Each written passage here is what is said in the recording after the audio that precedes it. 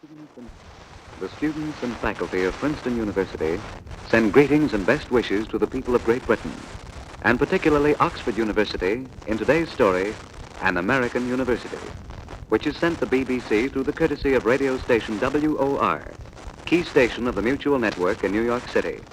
And we welcome our British audience with the Princeton Glee Club singing, Going Back to Nassau Hall.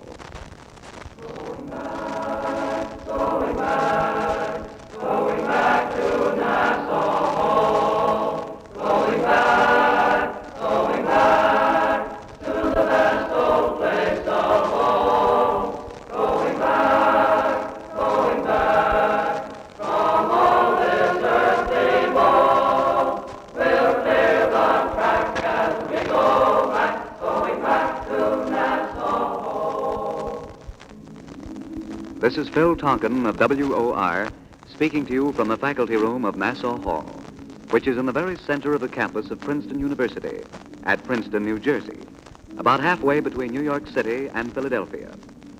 With its wide shaded streets, its lovely white colonial-type houses, its ivy-covered buildings, Princeton is a charming, pleasant town of about 10,000 people that still has its definite overtones of America's colonial days. This historic old building was erected in 1756 and named Nassau Hall, and I quote from the original announcement, to express the honor we retain in this remote part of the globe to the immortal memory of the glorious King William III, who was a branch of the illustrious House of Nassau. During the Revolution, the building was occupied as barracks by both British and American troops, and in 1783, the Continental Congress met here for 6 months, and Nassau Hall was the capital of the United States. And it was here in this very room that George Washington received from Congress the grateful thanks of his country for his conduct of the war. The faculty room, where we are now, was once the prayer hall of the university, and it looks rather like the interior of an old English church. To my right are full-length portraits of George Washington and King George II. He was the king who authorized Princeton's charter. And there are pictures on the walls of famous Princeton presidents, Woodrow Wilson, and over there, James McCosh and John Witherspoon, the 2 Scottish presidents who contributed so much to the university. And right over there is a portrait of James Madison, once president of the United States. Now I'd like you to meet one of our ablest American historians and an authority on Princeton. And here is Don Frederick of WOR to perform the introduction. It's my pleasure to present Dr. Thomas Jefferson Wertenbaker, Professor of American History at Princeton and bicentennial historian, who served as Harmsworth Professor of American History at Oxford during the last year of the war. I am delighted to be here, Mr. Frederick, and I should like to send warm greetings to Oxford University, the Queen's College, and my friends everywhere in Great Britain. Thank you, sir. I'm sure that those greetings were very happily received. And now, Dr. Wertenbaker, would you kindly tell us how Princeton got started? Well, Mr. Frederick, you must remember that education in colonial America was the child of religion. Harvard and Yale were established by the Congregationalists, William and Mary by the Anglicans, and Princeton by the Presbyterians. I see. Princeton received a royal charter from George II in 1746 as the College of New Jersey. It was popularly known in those days as Nassau Hall, since all the students resided in the building and almost all the activities of the college were embraced in it. Later, it became known as Princeton College from the town. And in 1896, it officially became Princeton University. Tell me, sir, was Princeton patterned after the great English universities that we're familiar with, such as Oxford or Cambridge? Not exactly. Though before answering that question, I'd like to point out that American civilization had its inception in Europe, especially England. Of course. We inherited the English language, political institutions, common law, literature, architecture, and, of course, our educational ideas. But, and this is very important, we got advice, textbooks, and even teachers from the small dissenting academies, and not the great universities. Well, tell me, sir, why was that? After the restoration of the Anglican Church, Charles II, tired of having Oxford and Cambridge termed nurseries of heresy, kicked out of the faculty all save devout Anglicans. The tutors that he ejected gathered around them groups of youthful students and founded what generally was known as dissenting academies. They were chiefly concerned with educating for the ministry so that the supply of able ministers for the congregational and Presbyterian churches would not be cut off. But they opened their doors also to lay students. But, sir, how did these dissenting academies that you speak of differ from the larger universities? Well, they were free from Anglican control, and they encouraged free thought and intellectual freedom. They took the lead in emphasizing mathematics and natural philosophy, much more so than Cambridge and Oxford, and also in the study of the English language and literature.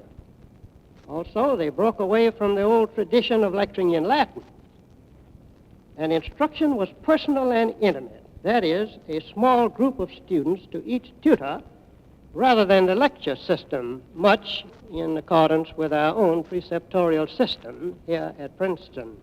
It sounds very progressive, sir, almost like a description of our university system today, doesn't it? Well, that's true, Mr. Frederick. Many of the ideas we got from the assenting academies are used today, and to a certain extent are responsible for the scope and freedom of present-day education in America. That seems to me a very interesting point, Dr. Wertenbaker. And certainly Princeton University today, proudly celebrating its 200th anniversary, is a splendid monument to those early dissenters. And we'd like to thank you, sir, for being with us.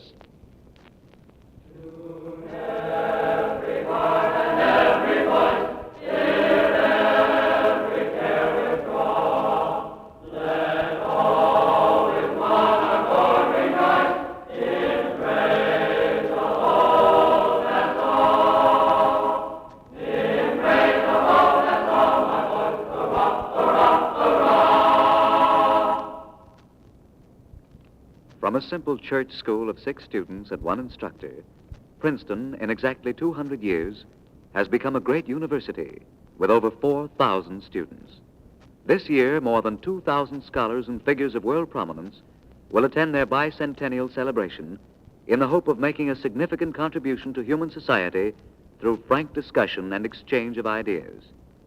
We continue our story of Princeton by visiting an undergraduate in his dormitory flat at 8 Upper Pine Hall. This is John Wingate of WOR in the 2-room dormitory apartment of Phil Bell. It's a very small apartment in which Mrs. Bell says they managed to get almost everything done, from washing to studying. Phil is a junior. That's a third-year man. He's back at Princeton after several years in the Army Air Corps. With him now is his attractive wife, Catherine, and a friend, Baron Vroman.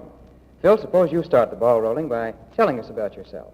Well, I'm 21, from Stamford, Connecticut, and I'm sure glad to be back at Princeton. Good enough. And here's your wife, Catherine. Well, I'm not over 21.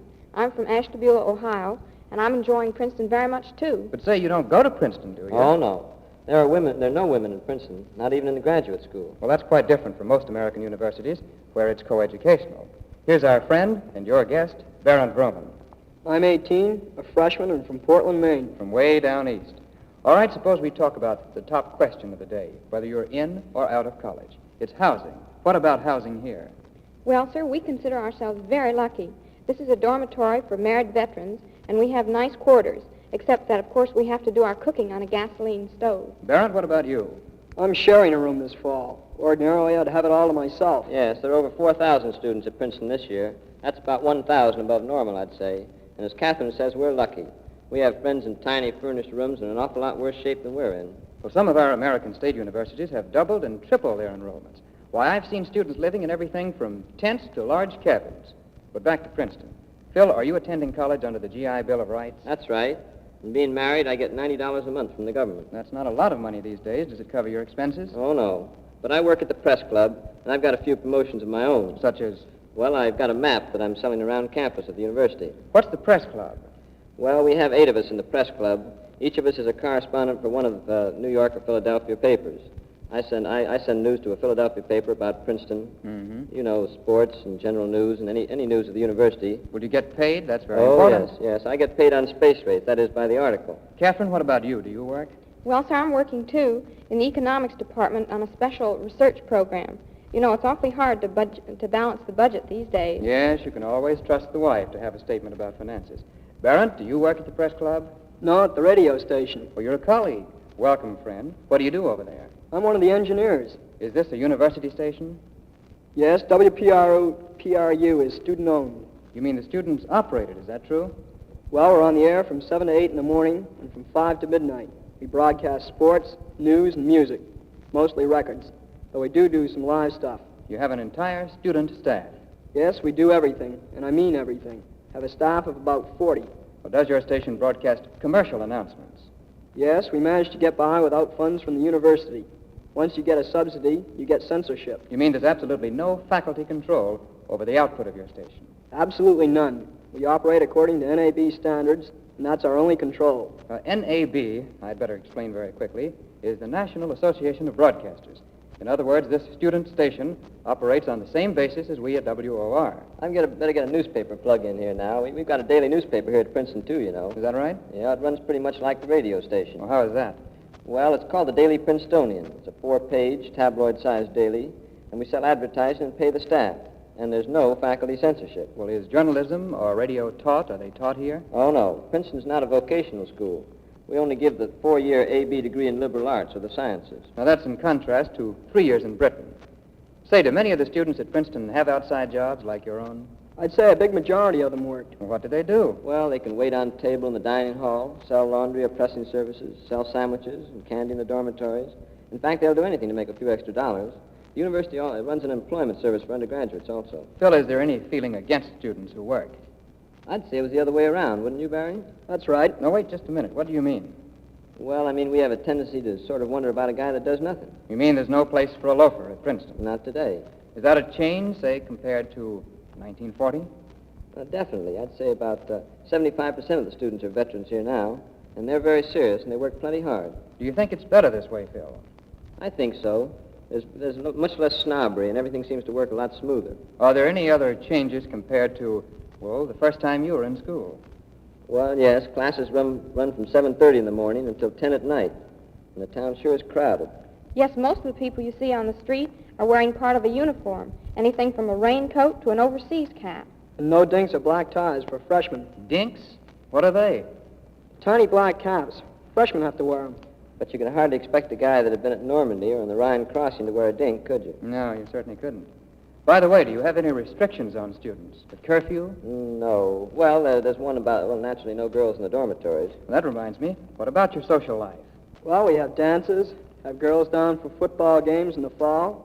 And of course, it's only about an hour to New York or Philadelphia, where you can always find something to do. And also, what about fraternities?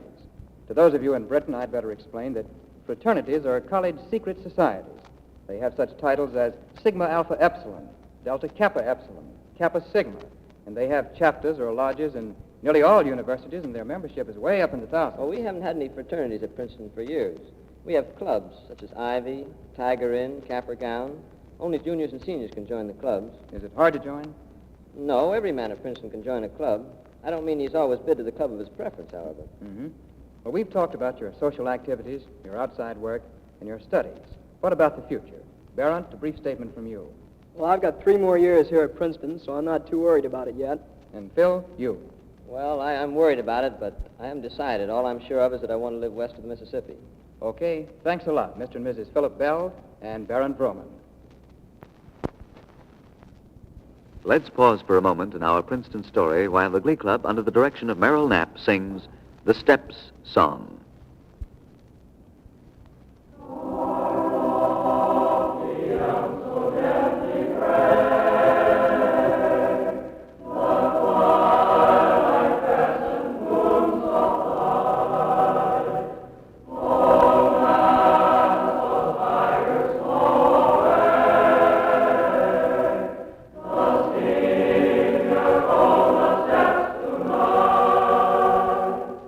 Our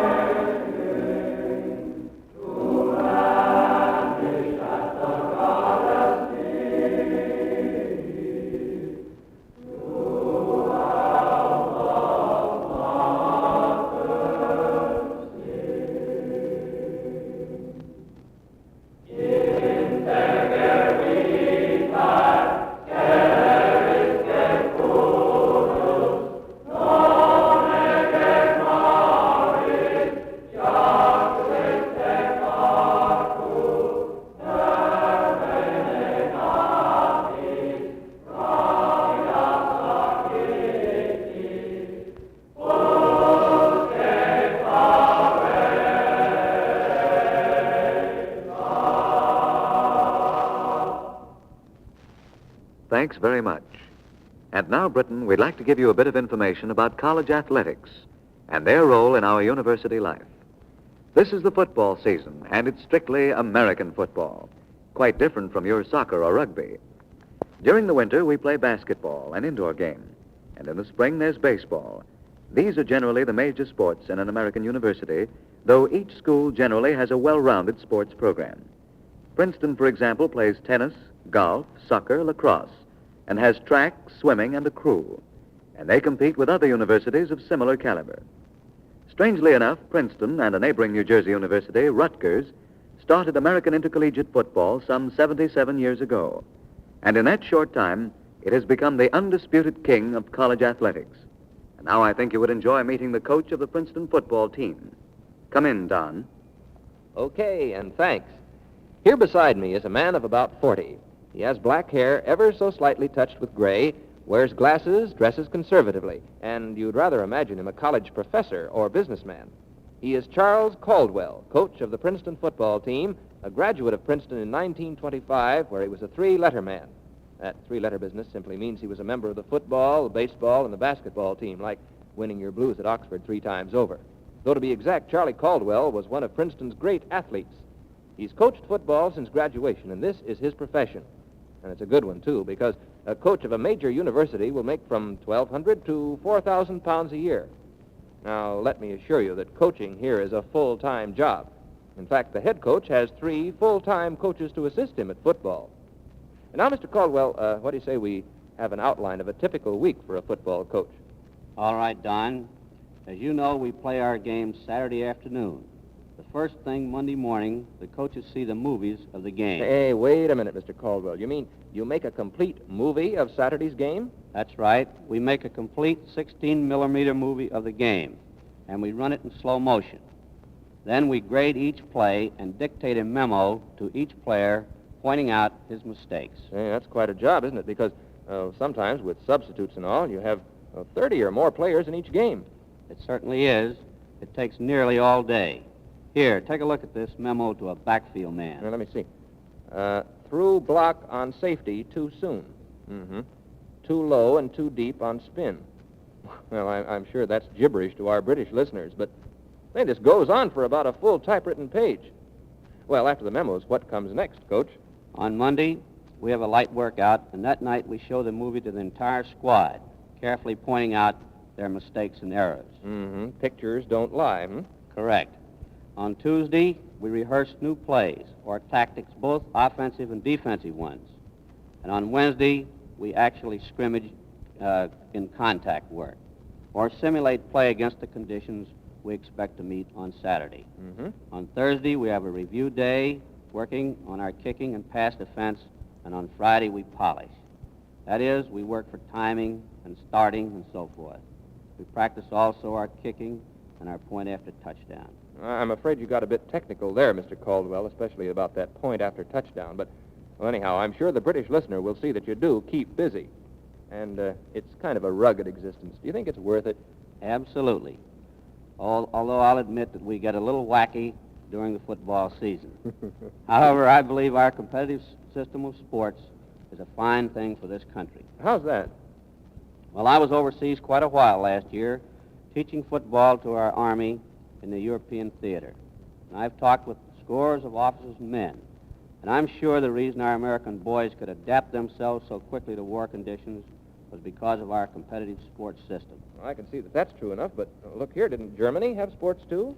Yes, plenty of sport, but in my opinion, they missed the point. I was there during the 1936 Olympics, and they put sports on a mass production basis instead of the individual competitive basis so typical of our programs. I believe the training we get in games like football, basketball, baseball, soccer, tennis, and cricket help greatly in training soldiers in Great Britain as well as in the United States. And I'm sure you have a lot of staunch adherents on both sides of the Atlantic. Thank you, Mr. Caldwell. Now let's visit Palmer Stadium, a gigantic concrete bowl that will seat 52,000 people, and see what happens at game time. It's the Dartmouth-Princeton game. The stands are slowly filling, and soon there'll be 35,000 people here. To my left is the Princeton student body, over 3,000 strong. Directly in front of the student body are several cheerleaders, dressed in white pants, black and orange sweaters, to lead the organized cheering. And do they make noise?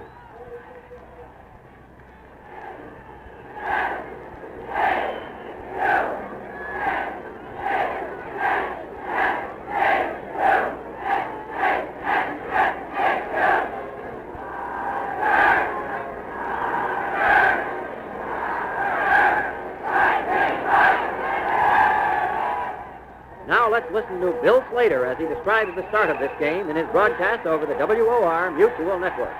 Albie Booth gets out of the way. The two 11s are ready to rush at each other now.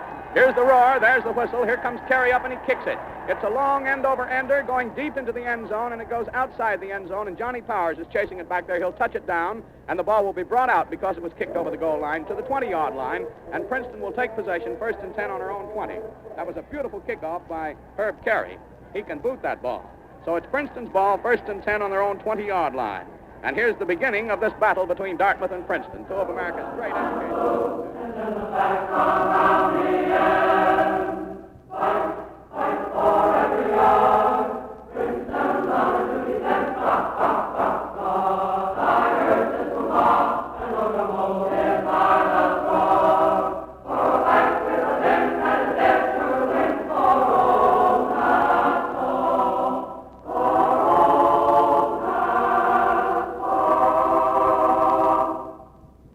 The cinema to the contrary, American colleges are much more than fun and games. There's plenty of hard work to be done. And to tell you this part of our story is the dean of the Princeton Graduate School. This time I'm speaking to you from a big office in Nassau Hall. There's a long table here with chairs on both sides, indicating many conferences, for it's obviously the office of a busy man. That man is Dr. Hugh Taylor, dean of the Princeton Graduate School and chairman of the chemistry department. Dr. Taylor is also widely known for his experimental work in connection with the atomic bomb. Dr. Taylor, I believe you're English-born yourself, aren't you? Correct. I'm from St. Helens, near Liverpool. How'd you get to America? I came over in 1914 to teach chemistry for a year. As my father said, a year in America won't do you any harm. Well, that year doesn't seem to have done you any harm either. I don't think so. Suppose you tell our British audience something about our graduate system of education here in America. First of all, I think I'd better explain that in Britain they have graduate students and not a highly organized graduate schools as we do in America. Well, why is that? It's this way. England has persisted in believing that once you give a man a first-class honors degree, he can learn the rest by himself.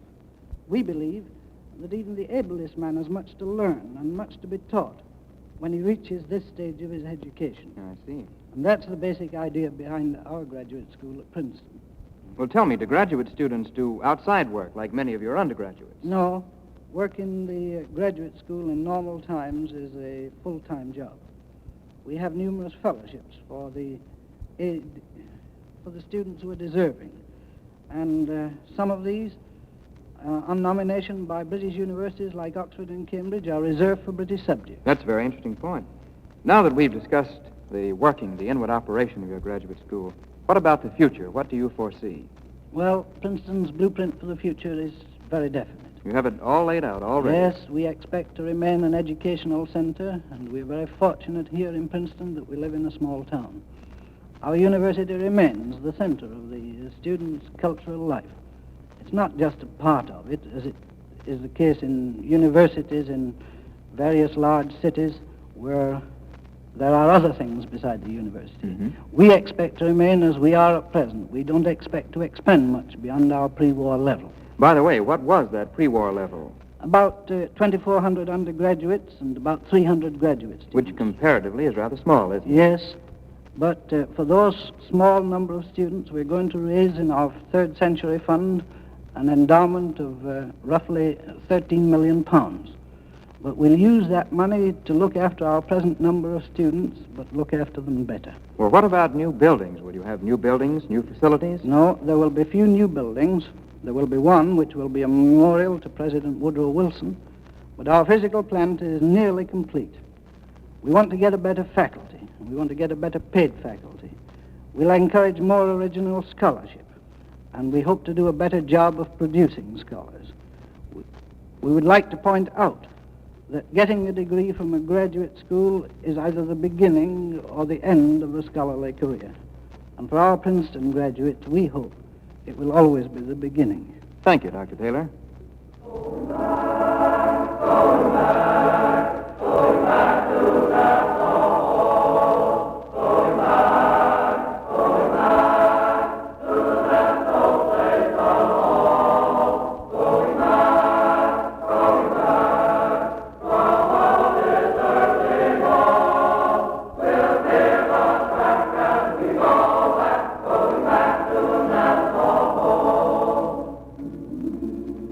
That's a quick picture of Princeton University today. This feature was specially written and produced for the BBC by the staff of radio station WOR in New York City. Your narrator was Phil Tonkin.